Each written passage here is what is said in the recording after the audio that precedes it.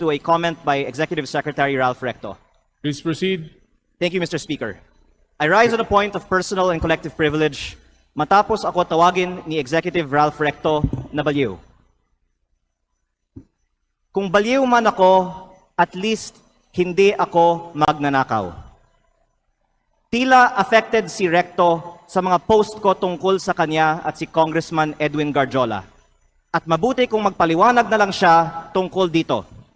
May kinakalat din siya sa social media na ako daw ay may utang sa DOE na 24 billion pesos.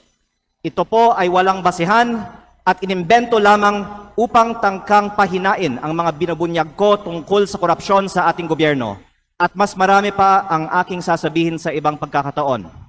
Nagsimula lang itong mga atake sa akin nang sinimulan kong imbestigahan ang DPWH sa Batangas at ang mga kumpanyang konektado kay Congressman Edwin Garjola at naging Executive Secretary si Ralph Recto. Marami rin ang nagsabi na ang pagbunyag ko nito ay hindi aking kapaki-pakinabang. Ngunit hindi ito para sa sarili ko, ito ay bahagi ng aking tungkulin bilang mangbabatas at kinatawan ng unang distrito ng Batangas.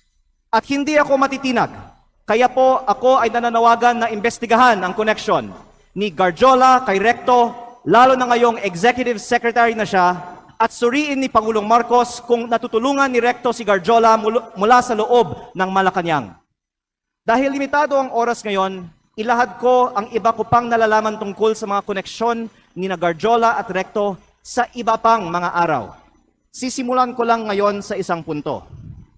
Ayon sa aking tansya at pananiliksik, mahigit 1 billion pesos ang ginastos ni Congressman Edwin Garjola para kay Vilma Santos Recto at Lucky Manzano sa iba pa nilang mga kandidato at sa sarili niya bilang first nominee ng CWS party list sa 2025 elections. Sa aking distrito, ang tansya ko ay 150 million. At ayon sa ibang mga politiko, gumastos sila ng 200 o 300 million sa kanilang distrito. Kaya sa 6 na distrito ng Batangas, sinasabi ng iba na aabot ng 2 bilyon ang ginastos ni Recto at Garjola. Lalo't mas malaki pa ang ginastos sa Lipa. Pero hindi po ko bubuksan ang mga kinatawan ng Lipa sa aking pahayag na ito. Pero sabihin na lang natin na 1 billion pesos ang ginastos ni Recto at Garjola sa 2025 elections. Noong April 16, 2025 naman, inimbita ako ni Congressman Garjola na mag-dinner sa kanyang bahay sa Punta Fuego na Sugbo sa aking distrito kasama si Secretary Recto na makikita sa mga picture na ibinahagi ko sa Facebook para hingin aking tulong para kay Vilma at Lucky. Pagkatapos, umikot ako kasama si Cong Garjola at mga tauhan ng mga Recto sa iba't ibang bayan ng aking distrito upang i-endorse ko ang V-Lucky sa mga leaders ko. Pagkatapos ng mga meeting, nakatanggap ako ng reports na may ibinigay umano na cash para ikampanya si Vilma at Lucky na galing raw kay Congressman Garjola. Tila si Congressman Garjola ang gumagastos para sa kampanya ni V-Lucky. Batay sa aking mga nakita sa aking distrito at sa mga pagpupulong at materyales kung saan ang nakalagay ay Vilma Santos Recto, Lucky Manzano at CWS party list. Ang ibang mga politiko sa Batangas ay pwede ding tumestigo na si Garjola ang gumagastos para sa mga Recto.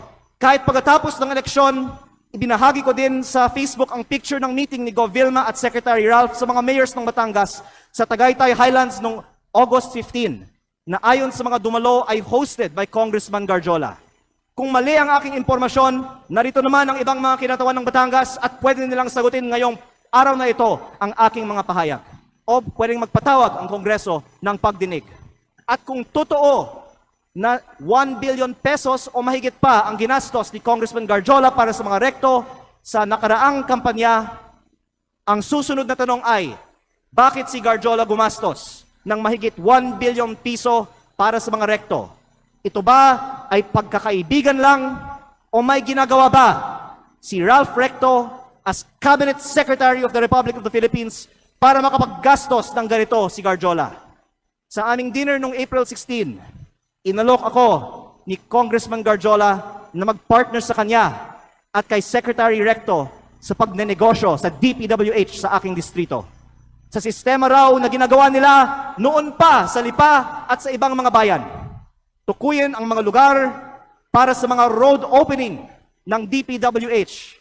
Sabihan ko daw sila pag meron akong mga nakita para makasama sila sa bilihan ng lupa.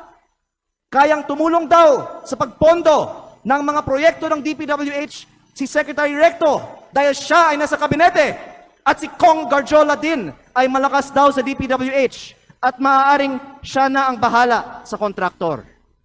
Sa ibang pagkakataon, ipinagmamalaki din sa akin mismo ni Secretary Recto na bago niya pinopondohan sa DPWH ang mga bypass roads sa Lipa, kinokondisyon pa niya sa mga may-ari ng lupang dadaanan na magbigay sa kanya ng parte ng lupa sa mababang presyo. At iba't ibang mga tao ay nagkwento din sa akin na gawain ni Recto ito. Kung lehitimo man ito, mabuti at maging transparent si Secretary Recto sa kanyang yaman. At kung ang ginagastos ni Kong Garjola para sa kampanya nila ay may kaugnayan sa pagiging kontraktor ni Garjola sa Batangas. At sa halip na tumigil ang mga ito matapos pumutok ang flood control investigations, mayroon bagong regional director, ang DPWH 4A na si Carolina Pastrana na dating Batangas 3rd District Engineer, ang distrito ni Congressman Garjola sa Mataas na Kahoy, Batangas, na sinabi ay pinili ni Recto dahil siya ngayon ay Executive Secretary na may hawak ng appointments sa Malacanang. Siguro naman hindi ito alam ni Pangulong Marcos, kaya inilalahad ko din ito ngayon sa Kongreso para makita ng lahat ang koneksyon ni Recto at ni Garjola at ang epekto nito para sa buong bansa. Tatalakayin ko pa sa ibang pagkakataon ang mga anomalya sa DPWH sa Batangas. Nalulungkot ako para kay Secretary Recto at Governor Vilma Santos dahil matagal na silang nasa politika na may mga pangalang inaalagaan. At ngayon pa lalabas ang mga isyong ito. Pero mas nalulungkot ako para sa Batangas at sa ating bayan dahil sa mga ginagawa ng mga pinakamataas na opisyal gamit ang pera ng bayan. Lalo kung hindi man lang tutugunan ang mga aligasyong ito at kung hindi inaaprubahan ang pagbaba ng VAT at mga buwis sa langis o ibinibigay ang ayuda para sa lahat na nabanggit ko na sa mga nakaraang pagkakataon. Kung hindi totoo ang mga sinasabi ko ngayon, hindi dapat tahimik si Secretary Recto at Governor Vilma tungkol sa umano'y korupsyon sa DPWH sa Batangas at ang mga aligasyon kay Kong Garjola na tinawagan ng ICI na binuo ng gobyernong ito bilang isa sa mga pinakamalaking kontraktor ng DPWH sa Kongreso.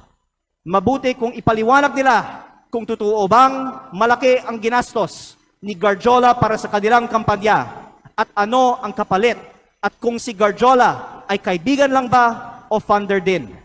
At kung hindi sasagutin ni Secretary Recto ang mga aligasyong ito, hinahamon ko si Yusek Claire Castro sa susunod niyang press briefing na sagutin kung tama ba na may ganitong aligasyon kay Executive Secretary Recto, bakit hindi pa sinasalang si Secretary Recto sa Commission on Appointments at kung ayaw din ba nilang buksan ang mga detalye ng 2 kasong plunder ni E.S. Recto sa Ombudsman.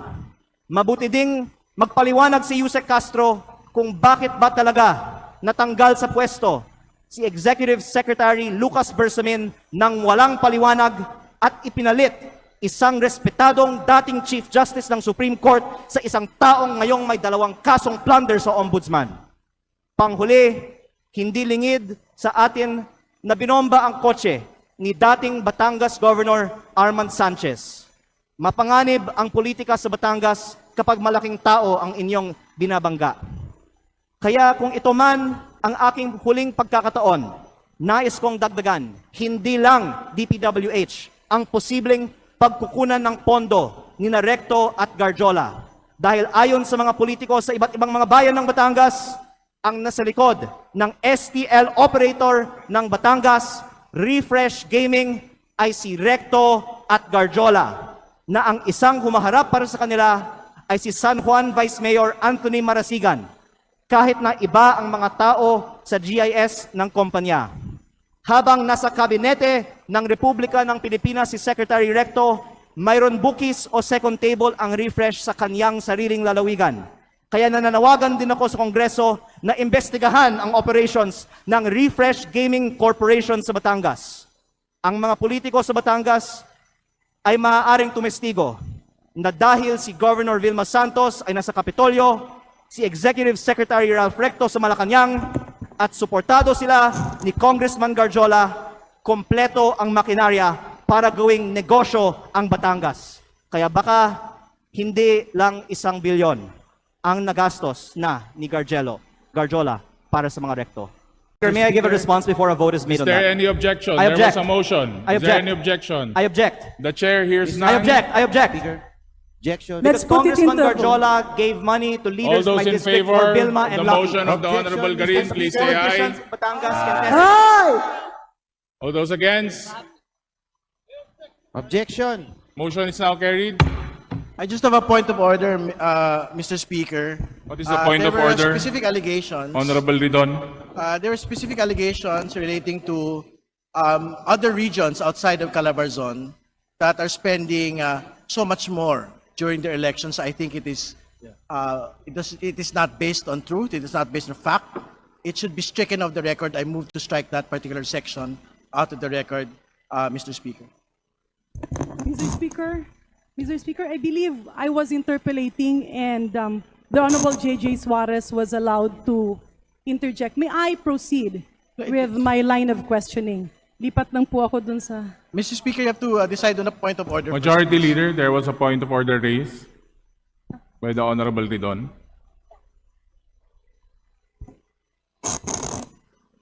Just for clarification, the point of order is to delete from the records. Yes, to strike off from the record the allegation that other regions outside of Calabarzon are actually spending more than areas within Calabarzon. I think that is not based on fact. That is not based on truth. It should be stricken out of the record. That is the first point of order. Majority Leader. Mr. Speaker. Please respond to the point of order.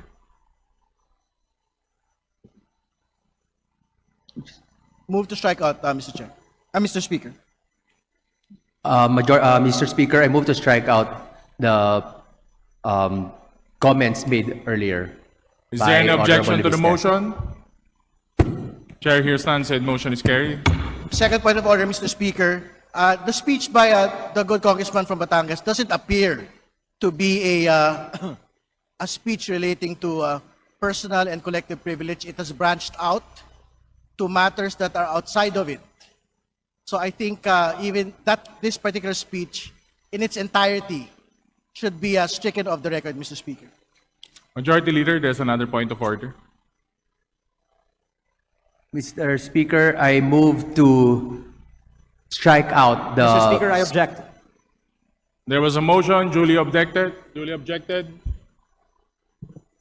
We now put the motion into a vote to strike out entirely the privileged speech of the Personal and collective. personal and collective privilege of the Honorable Liviste. All those in favor, please say aye.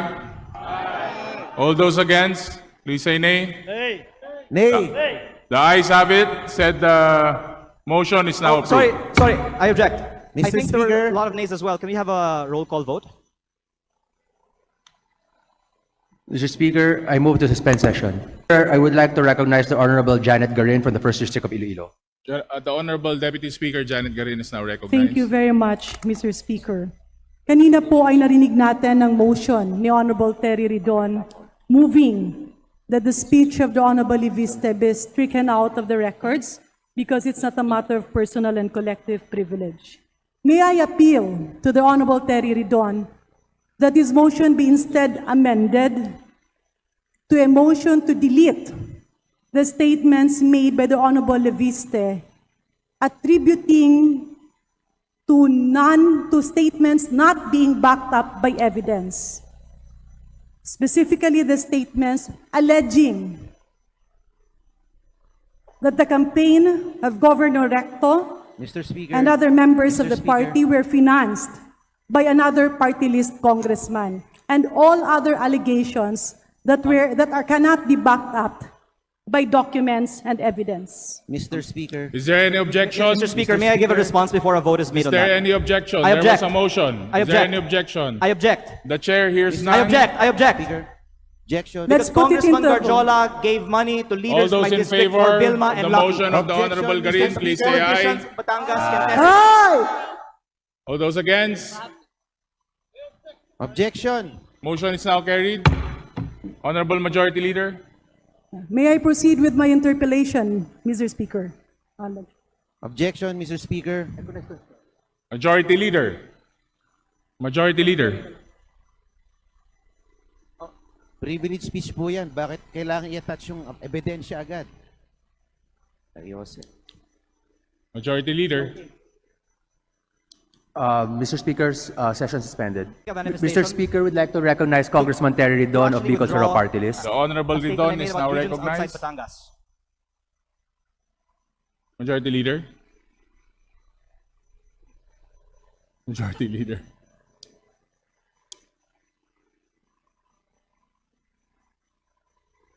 The Honorable Ridon is now recognized. Please proceed.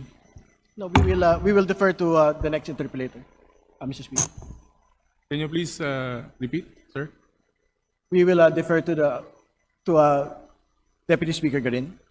for Okay, the Honorable interpolation. Janet Garin will have to continue since she was interrupted during the first sequence of her interpellations. Please proceed, Ma'am D.S. Garin. Thank you very much, Mr. Speaker.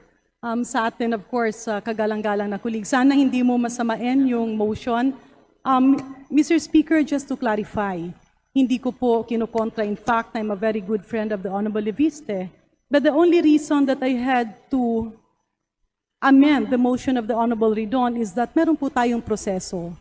And it's for the best interest of the Honorable Leviste to file a case, produce the evidence, rather than taking the rostrum and making allegations that cannot be documented. Pero ibalik po natin, Mr. Speaker, pasensya na po kung Lian, meron po ba kayong away na politika sa Batangas? Or kayo po ay magkakasama?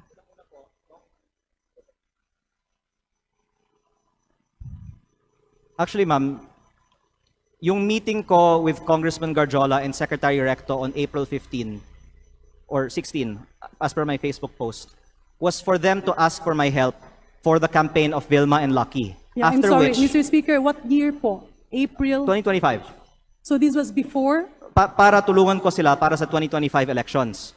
Dahil ang panalo ni Vilma kay Mike Rivera ay 7+% lamang. At nanalo siya sa aking distrito at natalo pa nga siya sa ibang mga distrito. Kaya pwede kong sabihin, kaya siya nanalo dahil sa panalo niya sa aking distrito. Ako po ay may 75% ng boto, siya ay nakakuha ng 42% ng boto. Pero yung siguro relasyon namin ay naging fractured dahil baka feeling threatened. Siguro, just my speculation, and sorry to delve into speculation, sila pagkatapos ng eleksyon. At ang isang halimbawa nito ay noong April 24, bumisita si Pangulong Marcos para sa bawat barangay makikinabang sa Batangas at may 84 barangays na hindi binigyan ng kanilang 200,000 pesos. Matanong ko po, Mr. Speaker, 84 lang po ba ang hindi nakatanggap sa Batangas? Kasi dito sa records ko, lumalabas na 95. Yung sa ibang distrito, hindi ko na po alam. Pero yung 84 na to ay lahat ng barangays sa dalawang bayan na nagsasabi, nag-submit sila, meron din kaming screenshots ng kanilang group chat na in-acknowledge na nag-submit sila, pero gumawa ng bagong group chat ang Liga ng Barangays ng Batangas na hiwalay sa dalawang bayan na to at sinabi daw na para lang sa mga bayan na ito ang bigayan. At sinabi sa kanila na ang Office of the Provincial Governor ay magdedesisyon kailan ibibigay yung 200,000 pesos sa mga barangays na ito. Yeah. Balikan ko lang po yan, Mr. Speaker, distinguished colleague. Honorable Lian Leviste, ito bang 200,000 sa bawat barangay? Ang sinasabi mo ba ay merong piling barangay at hindi lahat ang binibigyan? 110% base sa mga inilabas na naming ebidensya at mabuti kung magpatawag ng pagdinig ang Kongreso para hindi lang he said, she said, para magkaalaman na tayo kung anong totoo. Kasi Mr. Speaker, distinguished colleague, Ako po ay tubong Leyte. At doon nga po sa Tacloban City, merong mga hindi nabigyan, hindi dahil sa politika, no? Kundi dahil hindi sila nakasubmit ng mga dokumento. At totoo po ba, Mr. Speaker, distinguished colleague, na merong ibang mga barangay na walang dalang resibo? Ang tanong ko, Mr. Speaker, kapag walang resibo po ba, pwedeng mabigyan ng ating DILG or DOF or whatever agency is tasked with that? May I respond, Madam Speaker? Nasa Facebook page ko po yung screenshots ng group chat na nagsasabi na hindi kasali itong dalawang barangays. At sila po ay nag-submit. Meron din naman pong group chat na nagsasabi na nakapag-submit sila. Kaya base po sa matibay na ebidensya at ayon sa kanilang testimonya, sinabi sa kanila ng Office of the Provincial Governor na hindi talaga sila kasama. Kaya para you don't just take it from me, magpatawag na lang ng pagdinig ang Kongreso tungkol sa bagay na ito. Mr. Speaker, distinguished colleague, kanina kasi narinig ko lang yung 6 billion at tila nakakaingit yung foundation ni Congressman Lian. Yung foundation niyo po ay namimigay ng tulong at ang 6 billion ay nanggaling po sa inyo. Opo, at wala pong contractor na nagbibigay sa akin ng suporta para sa eleksyon. You Yun ang have punto 1 ko. minute, honorable members. Please wrap up. So, Mr. Speaker, may I reiterate, ang 6 billion po ay donasyon nyo. In cash and shares, at hindi ko po natapos pa ang aking bigayan. Tuloy-tuloy ang libreng serbisyo medikal. Nakaraang linggo, nagbigay po tayo ng libreng serbisyong medikal sa medical mission sa aking distrito. Meron din tayong relief goods na inihahanda para sa darating na typhoon season. At kahit walang eleksyon, natutuwa lang ako na mamigay ng pera na alam ko ay galing sa malinis na panggagalingan. At pag sinabi niyo pong malinis na pinanggagalingan, saan po ito nanggaling, Honorable Lian? Binenta ko ang shares sa aking kumpanya at ako po ay may business career na nasa public record at Ano pong kumpanya ito, Mr. Speaker? yung SP New Energy Corporation na binenta ko sa Meralco na lahat po ay nasa public record. At dito po nanggaling. Deputy Speaker, I believe we have exhausted too much time in Yeah. this topic. Thank you very much. Please wrap Pero up. Yes, nananawagan last din ako na question. gumawa ng pagdinig Last ang Kongreso question, tungkol Mr. sa tagong Speaker. yaman ng ibang mga Majority kongresista. Dahil Yeah. ako ay hindi Mr. nagtatago Speaker, ng aking mga the time mga allotted ari. for Pero ang Representative ibang kongresista, Eliviste hindi has ko already alam. expired. Yeah. I move to refer the speech, including the manifestations and interpellations, to the Committee on Rules. There's a motion to refer the privileged speech to the Committee on Rules. An objection, Chair hears none. Motion is approved. Majority Leader, I move to suspend the session. session suspended.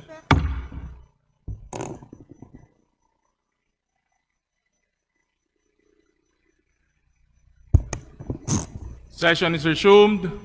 Majority Leader, Mr. Speaker, I would like to recognize Representative Laila De Lima. Thank you, Mr. the Speaker. Honorable De Lima is recognized. Yes, I know that there is this pending motion about referring the matter already to the proper committee or terminating the period of terminating the privileged speech of Representative Leandro Leviste. Now, but this is an important parliamentary inquiry, status inquiry, because, you know, for clarity. Yes, we heard the motion of Representative Garin on the deletion or striking out of those portions or parts of the privileged speech without basis. I am very interested as to exactly are those, specifically, because during the break, during the suspension, this representation approached Representative Leviste, and I was asking him about his claim, the general claim, that everybody in this hall has engaged in vote buying. So I was telling him, can you please withdraw that particular portion because we find it offensive.